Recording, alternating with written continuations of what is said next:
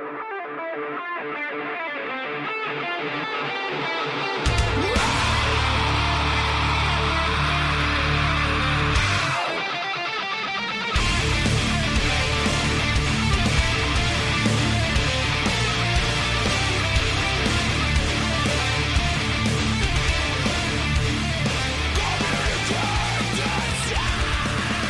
we go. Today is Sunday, April 5th, 2020, and this is episode 249. Just 7 episodes away from the magical 256, by the way, of the Defensive Security Podcast. And my name is Jerry Bell, and joining me tonight, as always, is Mr. Andrew Callett. Good evening, Jerry, on day number 738 of my quarantine. It does feel like it has been forever, doesn't it? I hope you and all of our listeners are doing well and staying sane and safe and healthy. We're doing okay. We had a bit of a scare over here. It turned out not to be COVID, but which was fortunate. But this is scary times. So absolutely take care of yourselves, and my hat's off to everybody who is first responder / ER person, hospital worker / grocery store employee. Indeed. I was also thinking all those people who are dressed as techno goths with their hardcore face masks. Look how ahead of the times they were. That is true. My son is in the process of 3D printing masks for a local doctor, which is pretty interesting. Wow. Sign of the times. It is. It is also interesting to me how regulations suddenly vanish when there's an emergency. Yeah, well, and basically it's you can have the mask or not. Right. Which one do you want? But it hasn't gone through FDA testing and approval. Which one do you want?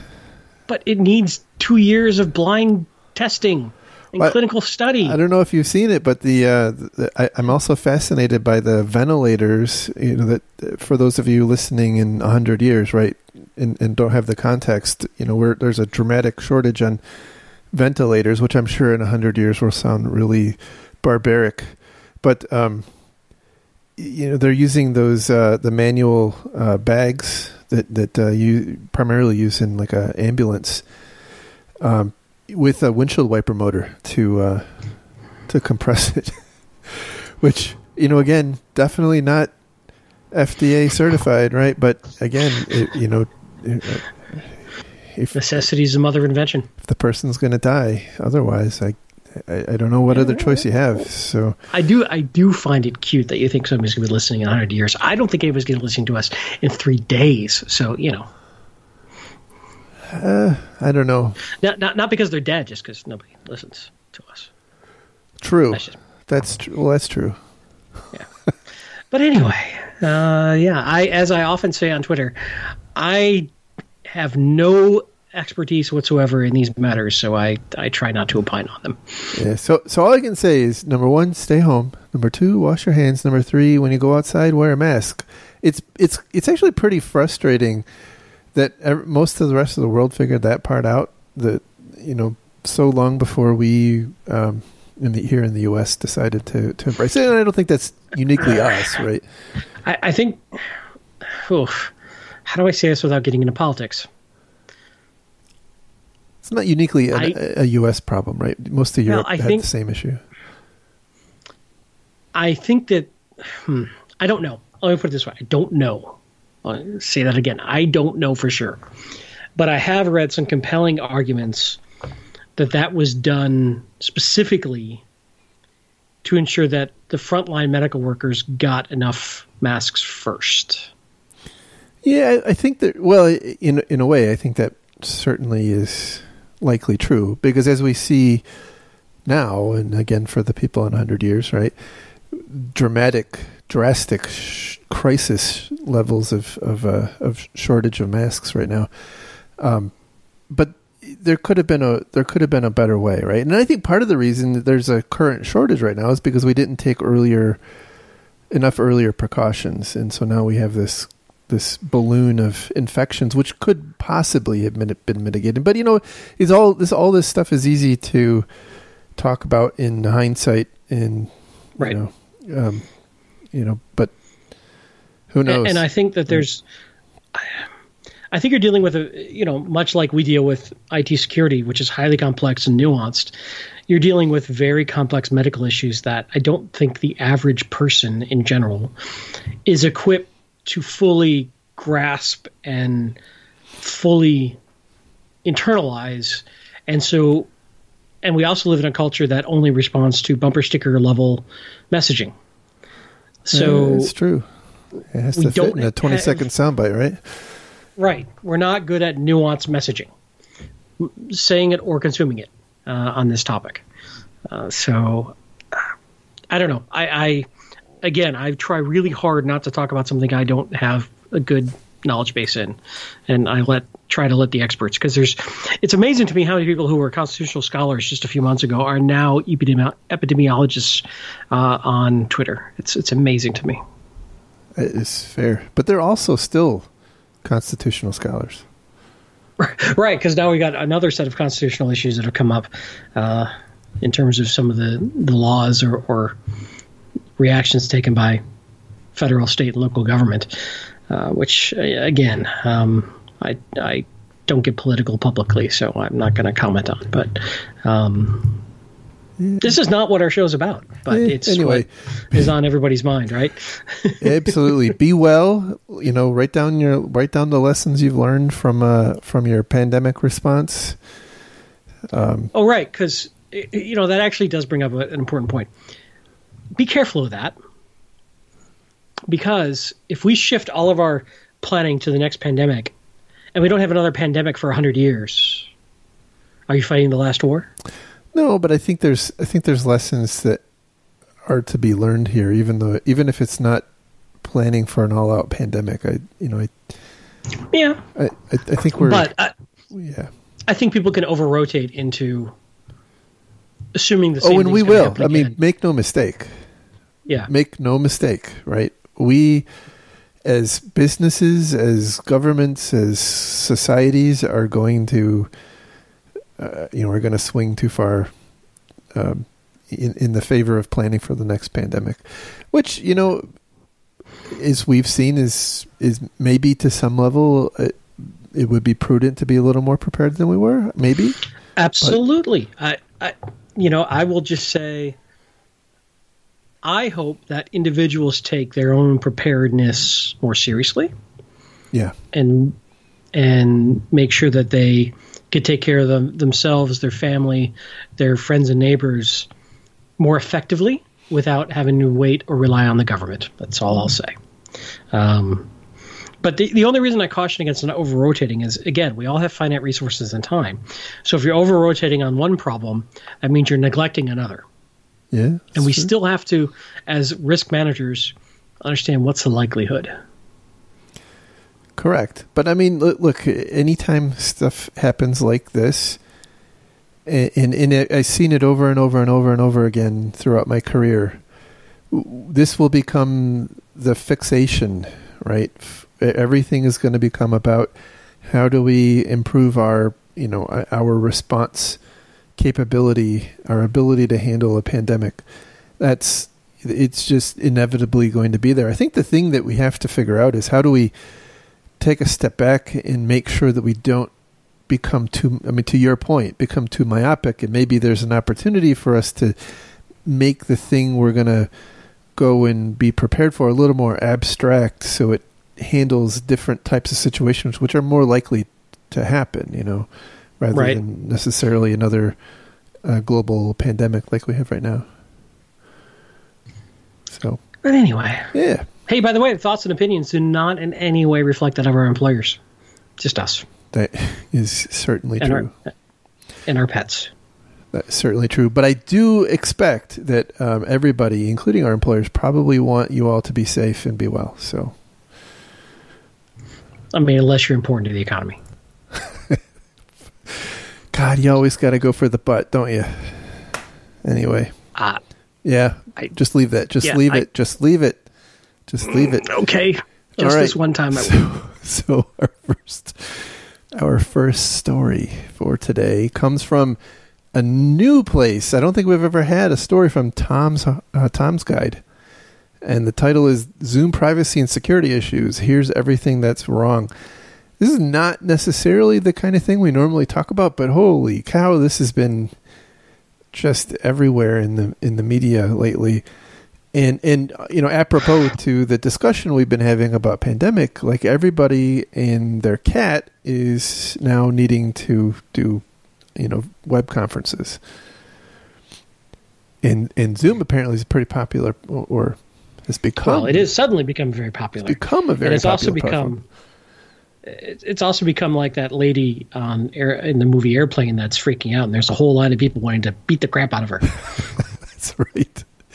I forgot about that scene. Yes, everybody stops and shakes her. Yes. Well, then there's a line of somebody with a bat and a crowbar and a gun and a. Anyway, if you haven't seen it, you have no idea what I'm talking about. It's funny. It is in a for us Gen Xers, morbid kind of way. Yes. Anyway, but yeah. So they are absolutely the whipping post for the privacy and security community right now. And you found this article. This is a pretty good summary of I guess about a dozen different issues that they're facing right now. And it's kind of all over the map. One of the most prominent problems they've been having is this Zoom bombing issue where, basically there's really very little in the way of authentication. And so we have, with the rapid transformation from kind of in-place learning and working and whatnot to online, many organizations and people haven't really had a chance to adapt. And so they've had to just kind of figure stuff out really, really fast. And in doing so, they do some things maybe that aren't the best from a security and privacy perspective, like, let's say, posting the Zoom link for their class or their their community meeting or their European Parliament or British Parliament meeting, whatever.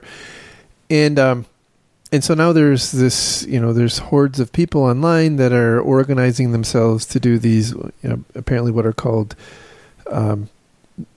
Zoom raids, where they, everybody joins, many people join a Zoom session in progress, and they swear and curse and, show pornography and whatnot. And the FBI is now issued warnings about it, and there is threatening people who take part in it that they're going to be prosecuted, and just a mess. And and then that's kind of among the most pedestrian of the issues. There's others like a password stealing bug. There's a malware injection bug. There's issues with iOS profile sharing. There's some end-to-end encryption misrepresentation, I think is the way I would say the issue. There's a lot of, by the way, right now, like even as of today, there's a lot of people really consternating over Zoom's encryption, and apparently Zoom, their take is, well, it's working the way we intended it to. We're not actually going to fix it. We just we were overzealous in the way we described things. Marketers got to market, man. They do. Then there's a big flap about the Zoom software on Macs and how it actually intentionally bypasses some Mac security features, which is not the way it's supposed to be. And then malware authors have figured out that they can actually use the Zoom installer to install itself, bypassing the same Mac security settings. Apparently, another awesome feature is that Zoom will be very helpful, by the way, in trying to organize profiles of people in the same organization into like a directory, and it does that based on your domain name. And so, like, if I work, so defensive, you and I are on Zoom, and we had defensivesecurity.org email addresses, we would see each other. But what happens if you're on you register with a Gmail address? Well, suddenly your contact list has all the the apparently Gmail people using Gmail email addresses with their profile pictures and whatnot, and they're sharing data with advertisers and whatnot. Now, but here's the thing, right? Aside from those, like the malware security issues, which I think they've already fixed, the platform is actually pretty good. And down at towards the bottom, they kind of net it out and they say should we stop using Zoom? And their point was no. It's not a bad platform. You shouldn't be discussing corporate secrets, but if you're like holding a second grade class or your community, homeowners association meeting or whatever, it's not. The price is not bad, and it works pretty well. Yeah, so many thoughts come to mind on this. Although I'll also add, I was just reading New York City schools just banned it, really? Which I think is an overreaction. So I will say I'm not apologizing for Zoom, but I am disappointed in the actions of the security community on this one. I feel that it's not that these concerns aren't valid and warranted, but everybody kind of dogpiled on this company because they became suddenly very popular because they're easy to use, they're free for up to 100 people, and the usability was just there. It's easy to set up, easy to use. Everybody it's pretty reliable. Yeah, and non-technical people had a good time, easy time getting it going. And this company went from I think they had 1.1 million active users, and now they're up over 100 million or something, like in a span of 2 months. So first of all, kudos for them to being able to scale like that, which is pretty impressive. But we suddenly had a whole bunch of information security researchers and whatnot jump all over this platform because it suddenly got very popular. And I think probably irresponsibly freaked everybody out. It's not that these concerns aren't something we need to care about. It's not something that these concerns don't need to be fixed. But I've heard from a lot of non-technical friends who aren't in our industry, and they're like, I don't know what to do. Should I not use Zoom? Is it gonna kill my cat?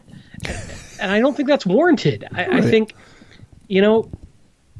this is a great example of in a weird circumstance or in a tough situation, usability, people found a solution, and then security showed up and spit all over it, and we look like the guys who aren't trying, or gals or whomever, are not trying to help but to hurt.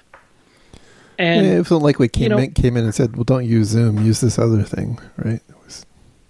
Well, not even that. Not a lot of people even had valid alternatives to offer people. They just bitched and moaned about exactly. That's what I mean, Zoom. right? Yeah, right. And so, I'm not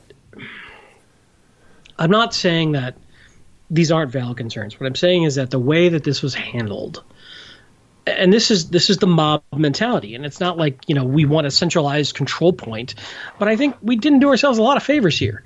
We took a company that was offering a product that worked for a lot of people, and we assumed a threat profile. Or a risk tolerance, and then went and found things that were valid and things that were edge cases and things that were, miscommunications or outright maybe fabrications in terms of end-to-end encryption. But we just piled all over this company, and I think we caused a lot of confusion. Now, at the end of the day, it's going to be a very secure platform, and these guys are getting the benefit of a whole lot of free, security audits. But I think we as an industry look pretty haughty and righteous in, pissing all over something that's making a lot of people's lives easier. Let me also preface the next thing I'm going to say with there's more to my comment. So we've had this debate throughout the industry for years and years and years and years of how do you handle exploits and bugs and that sort of thing. And, the term responsible disclosure gets thrown around. I hate that term as much as I hate the term common sense legislation, because it comes loaded with emotion, and it says, if you're not doing responsible disclosure, you must be being irresponsible. Or if you don't agree with this common sense legislation, you just don't have common sense. That's not true, and that's not fair, because a lot of reasonable people have very well-reasoned counter arguments that have nothing to do with common sense or responsibility. So those sort of emotionally laden terms, I think, are disingenuous to the conversation. But it is a well-known term that we talk about giving a vendor the opportunity to fix something before we go public with it. I don't know. In this case, we had a whole bunch of people use it. A lot of people probably who found these bugs felt that they owed it to those people to warn them right away, where extraordinary circumstances. But I think we as an industry, and we're, it's a bad term because really we're a whole bunch of subcultures all grouped together under the concept of information security, really just sort of fumbled this one, and I think we confused a lot of people and maybe didn't do ourselves much favor. Sorry, rant done. Yeah, I'll tell you, I'm a little torn on this one because at the end of the day, I think a lot of people in the security community and privacy community are trying to minimize the harm to people, right? That's their mission. That's why they're in this field, and they perceive that use of this software or in service it will conceivably or will definitely lead to harm. And I think part of the issue is the definitions of harm vary greatly across the world right now, especially in terms of privacy. And so I think while, for instance, we can all agree that the ability to use Zoom to install malware on your computer universally is a bad thing, that's a different discussion than, let's say, sharing data with advertisers. In some parts of the world, that's viewed as just a trade-off that people are willing to accept. And in other parts of the world, it is just unconscionable.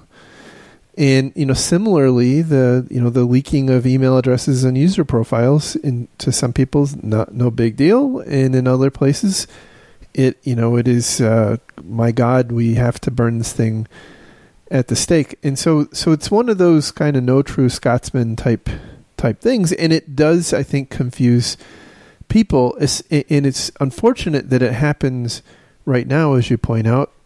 They've had like 100 times growth. I don't know what the exact number is, but it's a huge growth because people have to carry on with their lives, and this is helping them do it. It's unfortunate that these things weren't identified, a year ago and fixed a year ago. Maybe it took something like this to drive enough focus, to get them to actually pay attention to it. But even some of these things, like the encryption thing, they just said, what, it works the way we want it to work, and we'll change the way we describe our encryption. We're not changing the way it works. In other areas, they are fixing the issues apparently with malware and with the behavior on Macs and whatnot. But this is I actually think this is becoming, like, right now, as we sit here today, I think Zoom is becoming one of the pieces of critical infrastructure in society right now, whether we like it or not.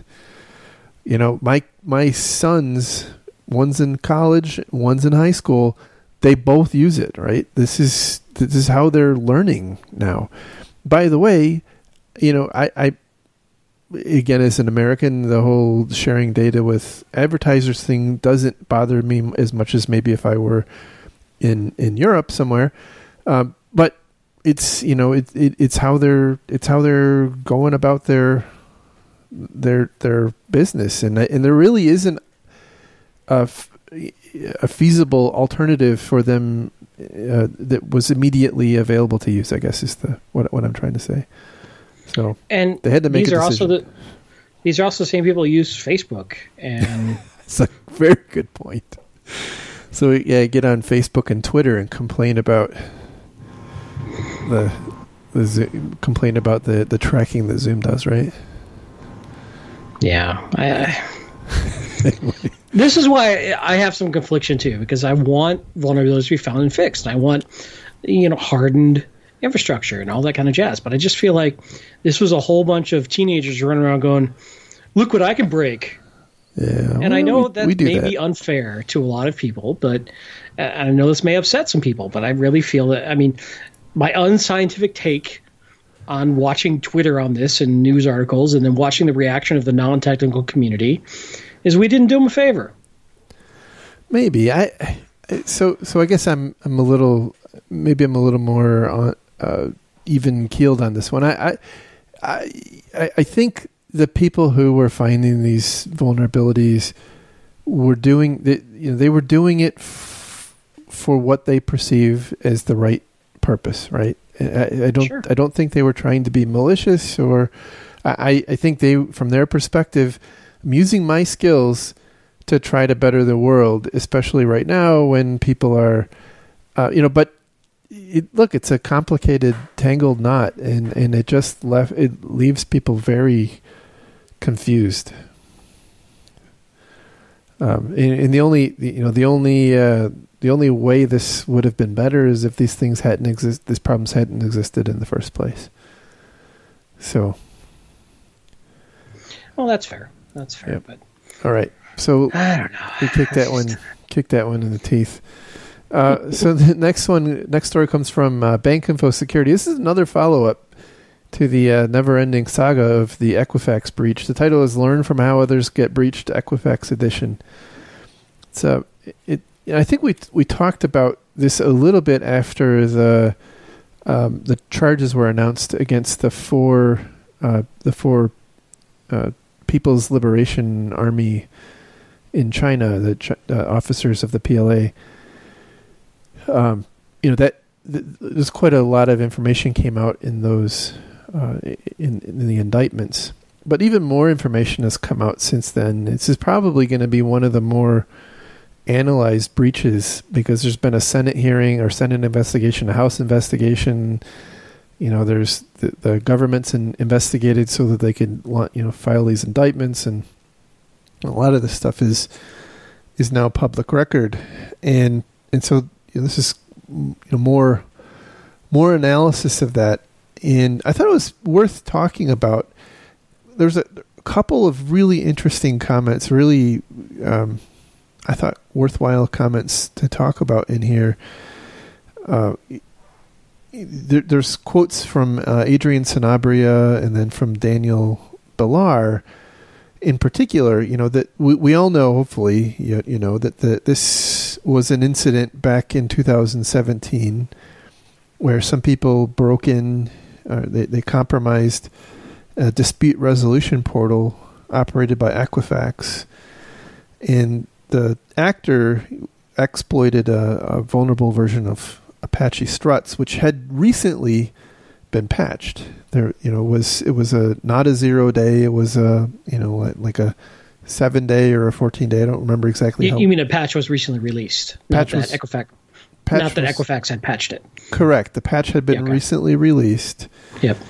And so it wasn't unknown to the world. And in fact, the Department of, or DHS here in the U.S. had issued an alert about it, and that was received by Equifax, and they actually really apparently tried to take action on that, and did in fact try to do some network scans. But as a lot of these reports pointed out, the scanning they did not identify that Struts was running on this particular application, and so there's a couple of great quotes I thought in here. One was from Adrian Sanabria, was that these are a couple of tweets. They're all tweets, right? That they looked at the Struts vulnerability very seriously. They just failed to find it in their environment, but not for a lack of trying.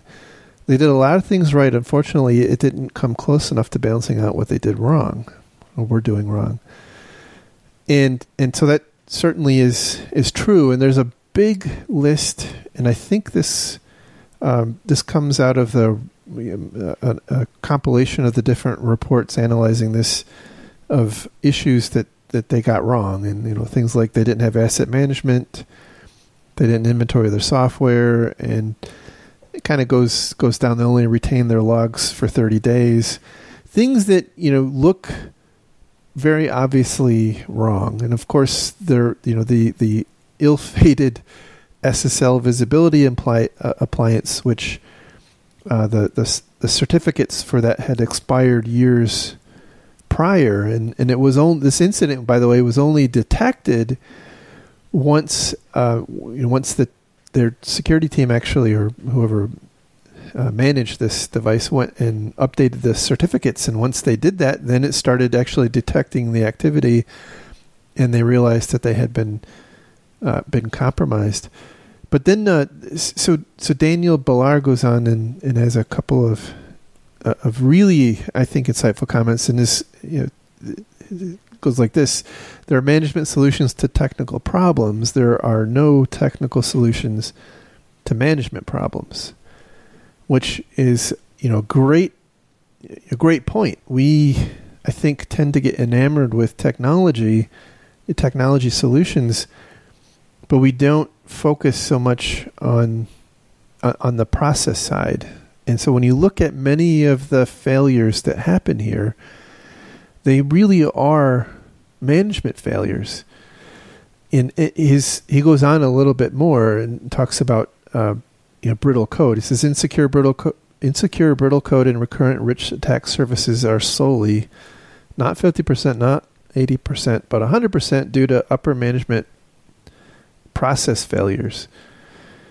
And so that kind of, I infer what he's saying there is one of the reasons they didn't find struts in this portal was because it was a big complicated, brittle, old application, and it hadn't been updated or had been overhauled and modernized, and so the composition of it wasn't known, and they didn't know to patch it. So, but when you go back up and you look through the list of issues that were not working, they are all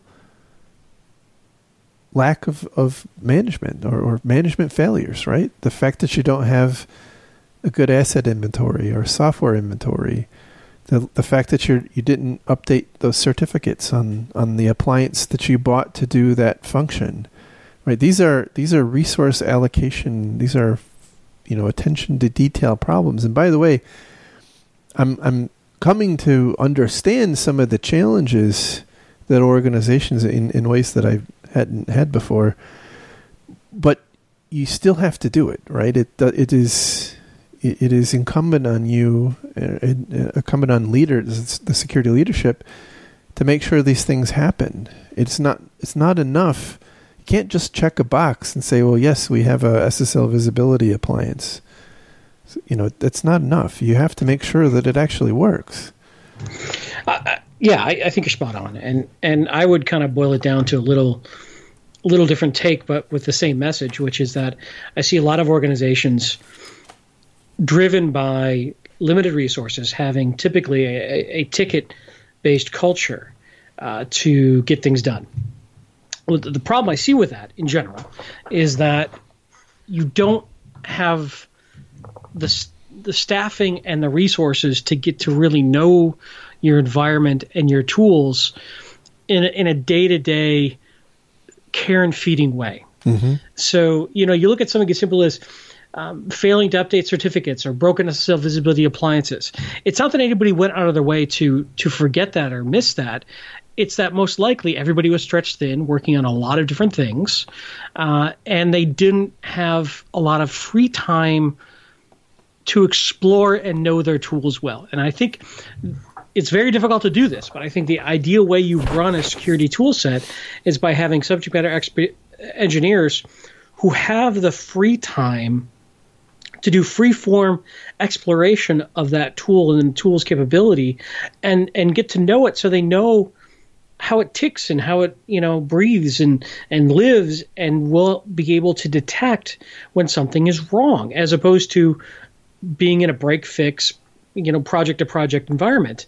It's almost like you need the chief engineer in the enterprise who knows the ship well enough. He can hear when something's off.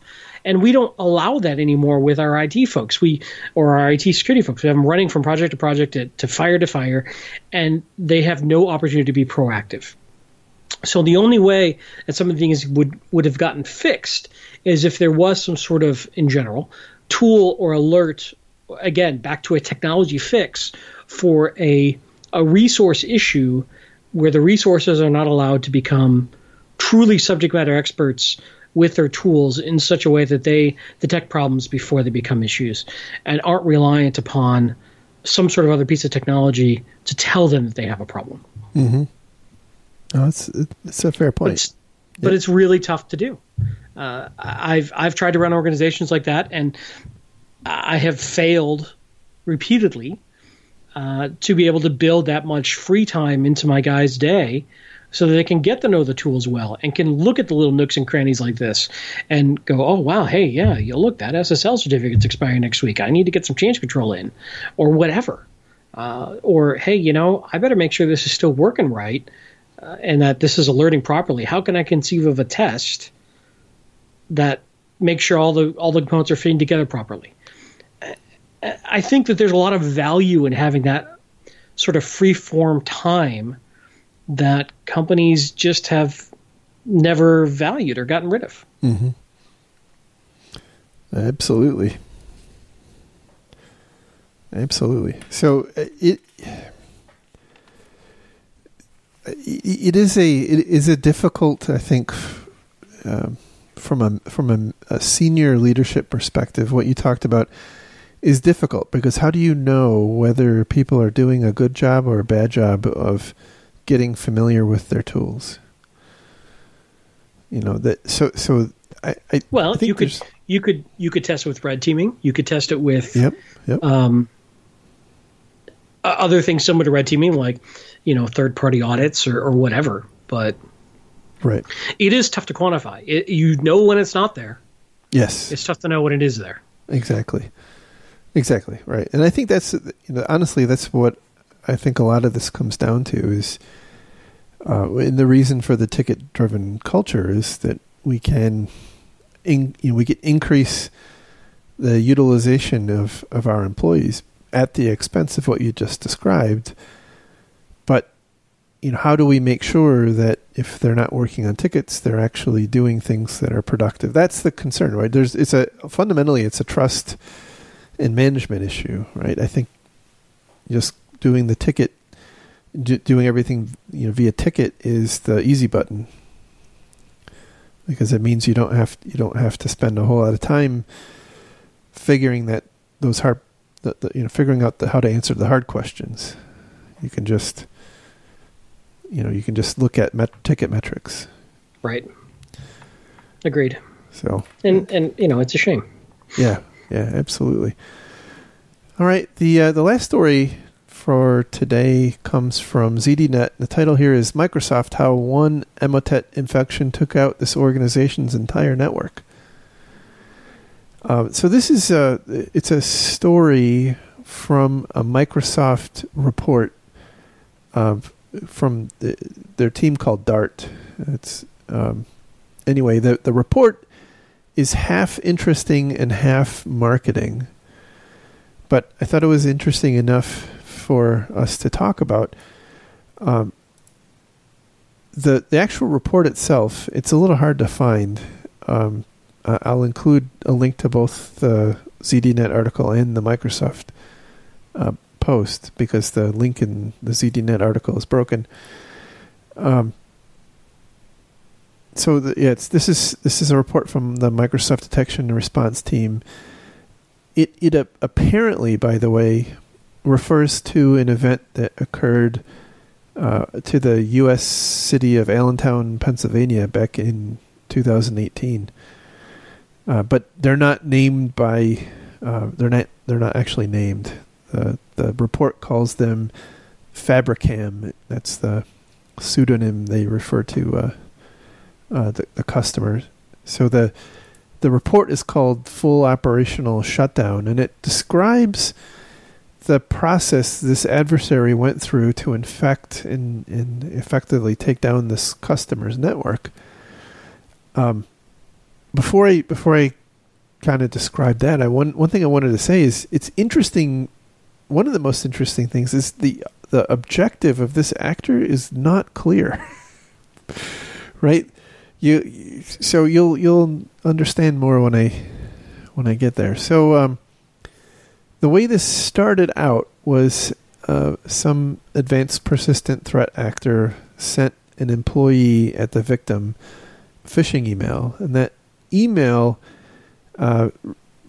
apparently had either it had an attachment or it downloaded an attachment that had to run in cmd.exe, and it actually required an interactive prompt, and so it was clever enough to convince the employee to follow the prompts, and that apparently led to the employee's credentials being stolen by the adversary.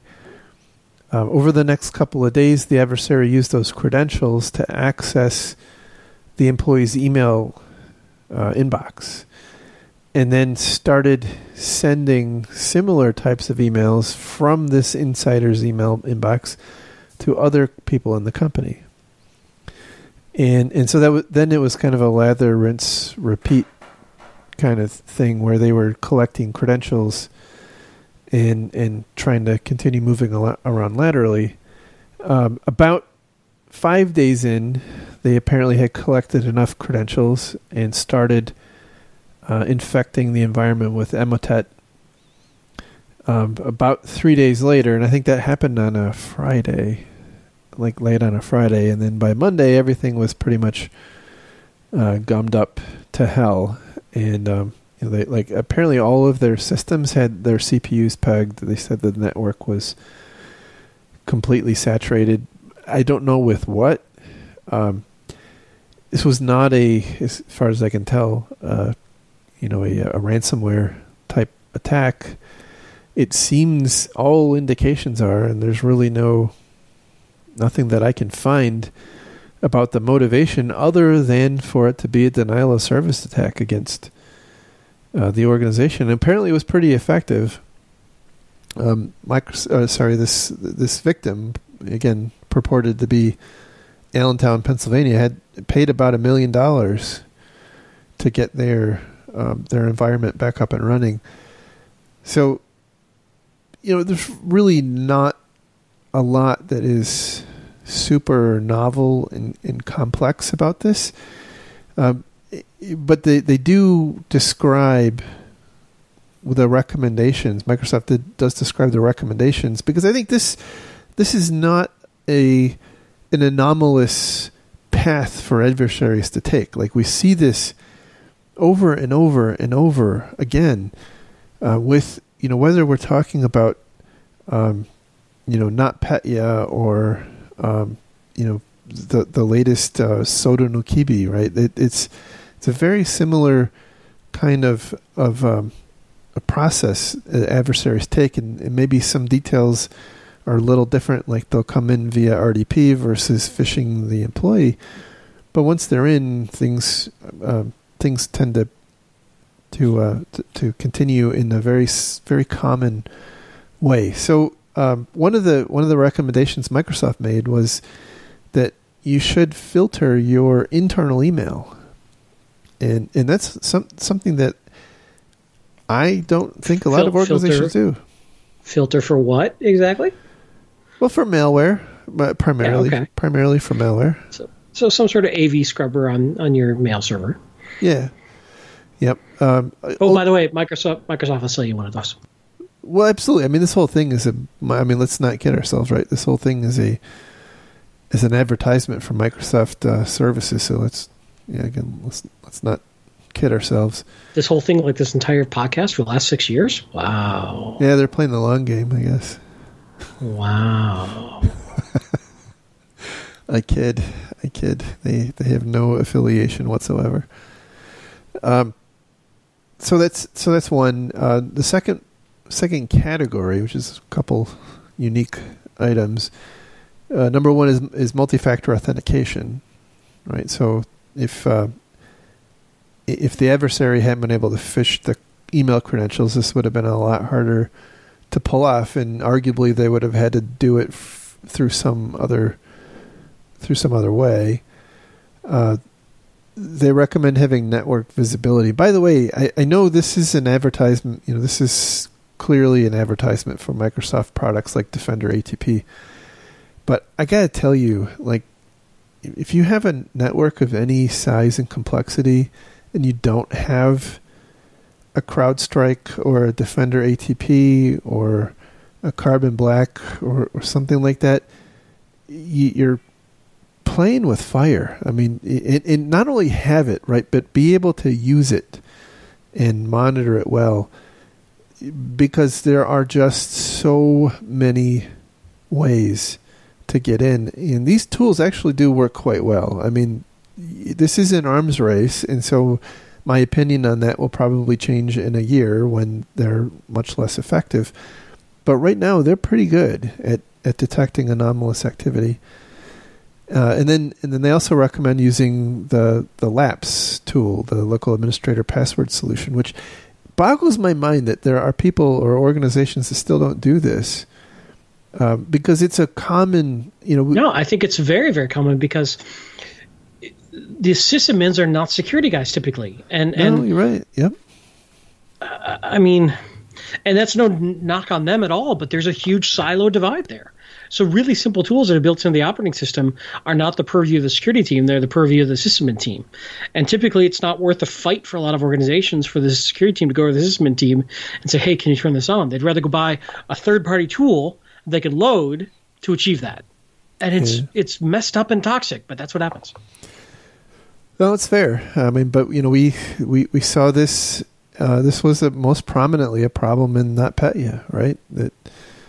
That credentials were harvested out of memory, and those credentials were common across different systems on the network, and just provides an easy means. And that, by the way, is the way that Emotet propagates. It's not using a vulnerability; it's actually using legitimate credentials to propagate across network shares. And then they also recommend pretty basic stuff: configuration management, which is things like timely patch management, antivirus definitions being updated, and then finally, the one that I think the fewest people actually want to do, but probably one of the most important, is implementing best practices to segment administrative privileges. This is what they used to call Red Forest, and they now call it the directory tier administrative model. I thought Red Forest was a much cooler name, but it's a giant pain in the ass, and administrators hate it, particularly because it's inconvenient. It makes their job harder and less convenient until, of course, they are having to work for 3 weeks on end because they've been completely compromised.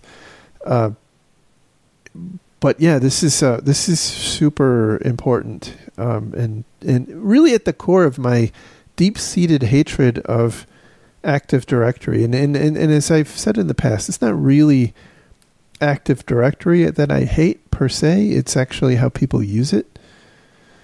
And I think this is the thing that, this is the solution to that, but few people actually want to do it because it is so problematic. Until you're willing to pay Microsoft $1 million to come in and do it for you, and then apparently it's okay. So don't be like Allentown. Third-party consultants always get more credibility than internal folks. Well, it's true, and like we talked about earlier, in response, it takes a crisis sometimes to change behavior. Although, unlike a pandemic, I think this is going to keep happening over and over and over and over and over again.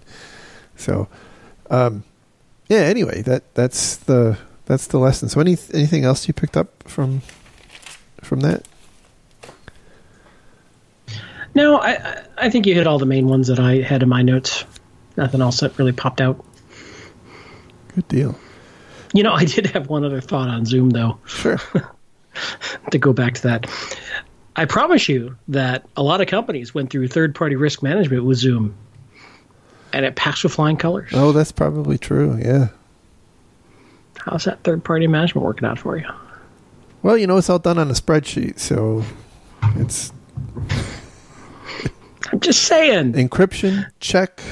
I know, I'm being snarky. I know, I see these absurd processes that we bow down to in the InfoSec world that I think are kind of, but then somebody says, okay, what are you going to do instead? Then I start to have trouble to answer that question. So I'm being what I rally against, which is complaining without a solution. In the context of an organization, I'll tell you, I would not use Zoom. Right, I wouldn't use Zoom to there goes our sponsorship with Zoom to discuss confidential information, of any particular consequence.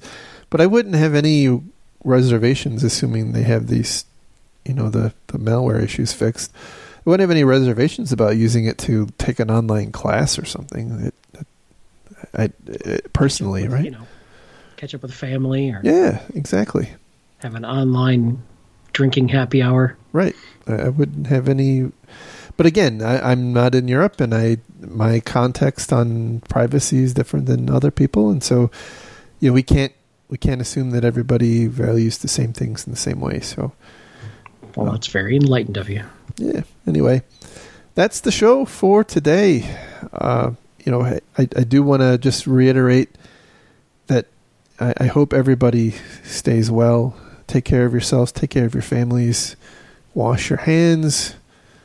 Be smart when you go out. Stay home if you can until this blows over. Be aware that it's not going to be over fast, right? We're going to be here for a little while. We're gonna peak. We're going to be going down, and there's going to be lots of exuberance because we've all got cabin fever. By the way, it was interesting. I saw Andrew Cuomo's daily briefing today, and he spent about half of his time talking about how to deal with cabin fever. I thought that was pretty funny. Didn't he also, and correct me if I'm wrong, but didn't he say they're in desperate need of COBOL programmers? I don't think it was New York. I think that was New Jersey. But yes, yes. Somebody was like, they desperately need COBOL programmers right now. Yeah. So if any of our listeners here are COBOL programmers, I'm pretty sure it was the governor of New Jersey tweeted out a desperate plea for COBOL programmers. I don't know why, but I bet you it has to do with the recent aid package that the government passed, where they have to print checks by the millions, and that was delegated down to the states. So I suspect that's what that's all about. But yeah, COBOL is. I took a COBOL class a long time ago, and it's like programming language meets essay writing is how I would describe it. I'm going to let that go. All right, carry on.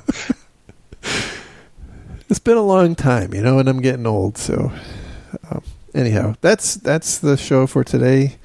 Thank you for listening. Take care of yourselves, and we'll talk again soon.